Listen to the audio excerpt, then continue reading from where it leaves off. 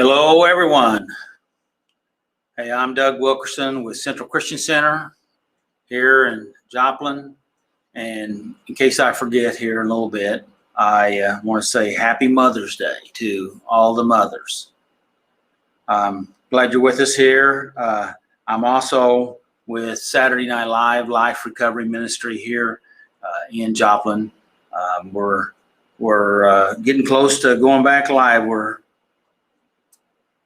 We're trying to maybe even make it this week, but I don't know if we will or not, but we'll see. But anyway, we're glad that you're with us, and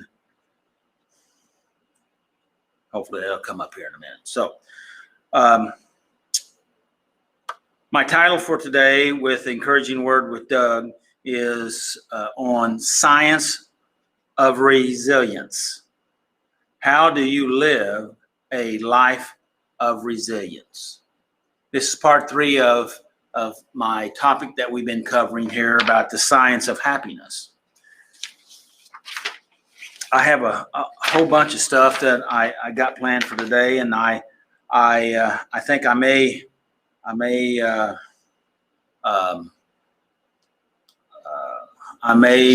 just do a short version of it for today. So anyway, here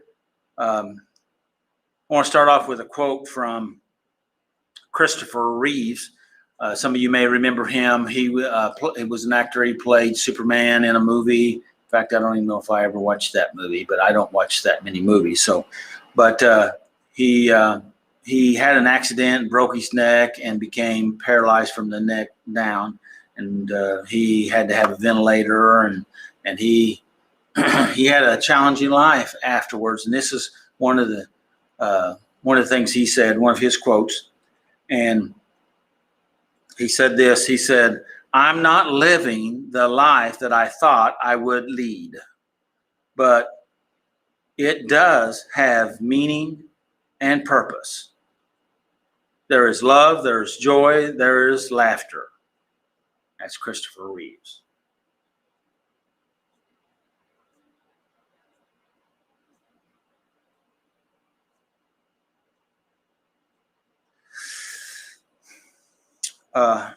So how do you live a life of resilience? Well, Dr. Robert Schuller, some of you may remember him, Crystal Cathedral. He said this. He said, "Tough times never last, but tough people do." I wanted to insert here that tough times never last, but resilient people do.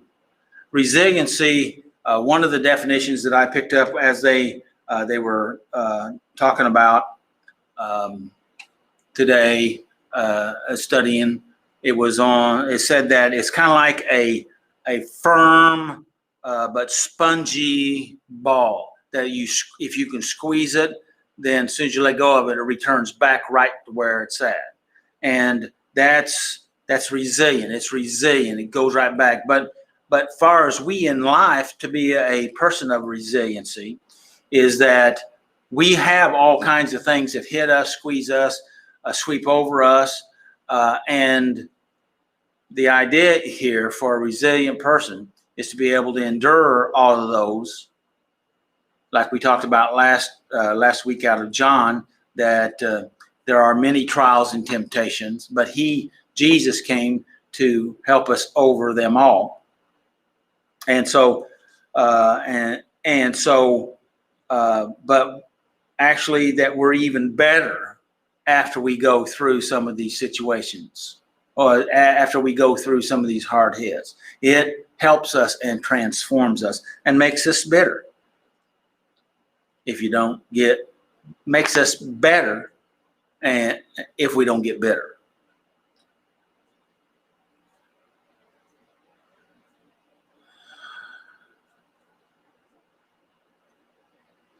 Well,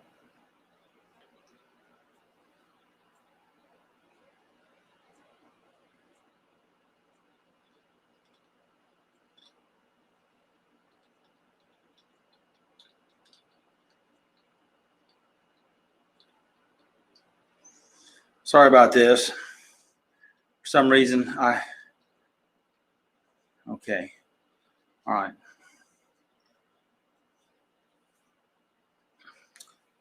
Okay. So let's go forward here. And I was going through some information and studying this and looking at it and thinking about the different things. And I was thinking about plants. I was thinking about trees. I was thinking about bushes, living things, and particularly like a seed when you plant it in the earth. And the earth, you plant that seed, you bury it, you cover it up, and it's separated from everything. And the first thing that happens is it germinates. If it's going to live, it germinates, and it germinates and starts to grow. That life, that power that's in that seed, that was put into that seed, that God put in that seed, starts happening. The roots start to go down, the stem starts to go up, and it fights its way through the dirt and the rocks, and it eventually sticks its head into the light. It has to be tough to get that far. And when it gets into the light, the fight's not over yet. The fight has just begun, okay? Because even though it's in the sun. And so it starts to live, and it faces, as we know how plants go, it faces all sorts of element threats. And so what we have to do is we have to let those plants grow just as we have to grow, and that it becomes what it was designed to do, to produce. Because everything was designed to be productive and to produce something. There is a plan for everything and for everybody. For you. So there's a quote from Nietzsche that I really like, and that is, "He who has a why to live can bear almost anything." And I was thinking about that early this morning, and it reminded kind of a scripture came to my mind in relationship to that quote out of Philippians 4:13. This is out of the New King James Version. He says, "I can do all things through Christ who strengtheneth me." And I looked it up in some concordances, and one of the ones I looked at was Jamieson, Fausset, and Brown. And in the verse 12 there, Paul was talking about how much abuse that was around him, that he was struggling through, and that he knew how to abase and abound, okay? How to be hungry and filled, and to suffer, but also abound. And so, and then the next verse was the one I just quoted, and "I can do all things." In the Greek, the translation here that I really like, it says, "I have strength for all things." And what that brings to my head, and tying it with Nietzsche's quote, is that whatever comes my way, God has given me the power to deal with it. Now, I may deal with it really, really well, or I may have a big time struggle, but I have the supernatural empowerment, if you will. Just like in the seed, it has the power to grow, power to thrive in the midst of problems. And so do we. It's there for us. And that through Christ, he will strengthen each and every one of us. I heard about a research study on about children and resiliency, and it was stated that a child, to be resilient, needs at least one adult that will emotionally support them. For a child to be emotionally resilient, they need one adult to support them. it makes a difference. That relationships, and particularly from adult to a child. I thought that was pretty good. Well,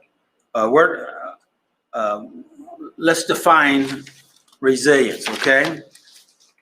And this is one of the definitions. Says, when I say resilient, I mean being stronger to face the adversities, being more determined, courageous, creative, and optimistic. And I want to be more determined, courageous, creative, and optimistic.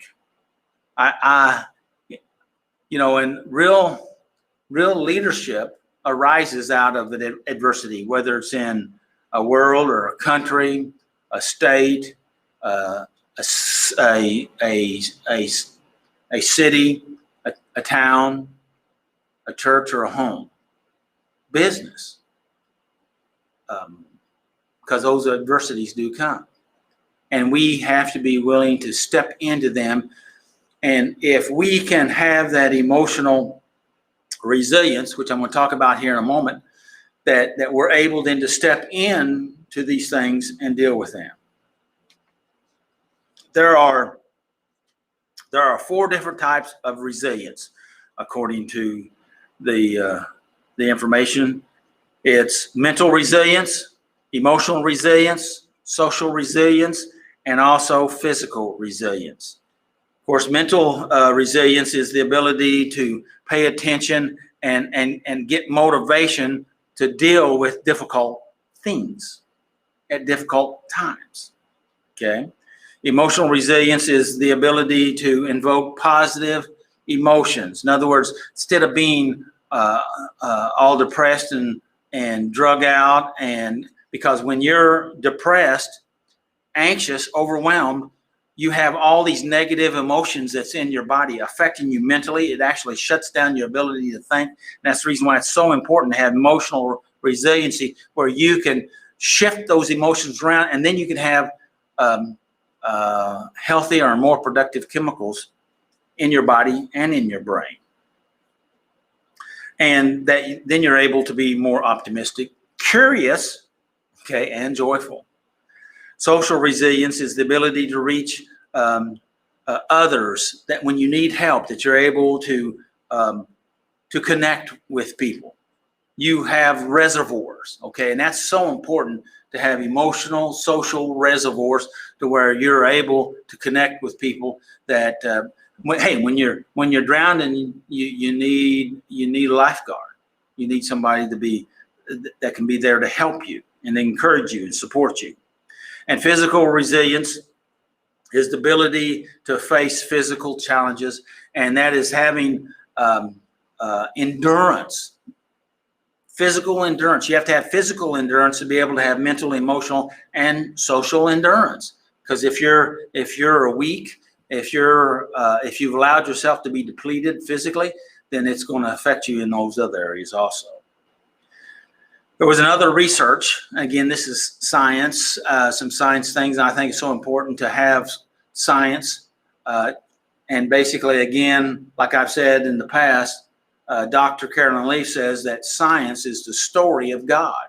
Okay, this science helps us to understand some of the things that God has said, and in fact, some of the things He said even becomes more clear now because of this different research that I've been talking about. And this next research, I'd heard this study many years ago, and I went and looked it up. And it's about social support and perspective. And I thought this was a pretty interesting little research. And it's a two study. First study was participants were accompanied by a friend to give an estimate of the steepness of a particular hillside. And when they had a friend with them, And of course, they ran without a friend and with a friend. But when they had a friend, they always seemed to indicate the steepness of that hill didn't seem to be as steep as when they were there by themselves. So a relationship, somebody there with you, made a difference in how you perceived or your perspective of things. Does that make sense? The second research was a similar participant who thought about having support with them, just thought about having a friend with them to support them on a steep hill, actually saw the hill didn't seem as steep. But if they thought about a friend, this is the interesting part of the study, but if they thought about a friend that was a neutral person, if it was just anybody they didn't know, a neutral person, or if it was somebody that they disliked, then it didn't affect their perspective in the positive. It didn't say it made it any worse, but it didn't say it definitely didn't make it any better. Just an interesting study. So I have 10 traits of emotional resilient people, and I've already gone 16 minutes here. So I think I'm going to hold this till next week, and we're going to talk about 10 different traits 10 traits of emotionally resilient people, and we'll talk a little bit more about them. So happy Mother's Day to all your mothers, and to those guys that function in that capacity. Happy Mother's Day to you too. Why not, right? And so, and I just want you to have a good weekend. Take care of yourself, and may the Lord bless you and keep you. May his face shine upon you and give you his peace. Don't forget, make healthy choices. Till next time.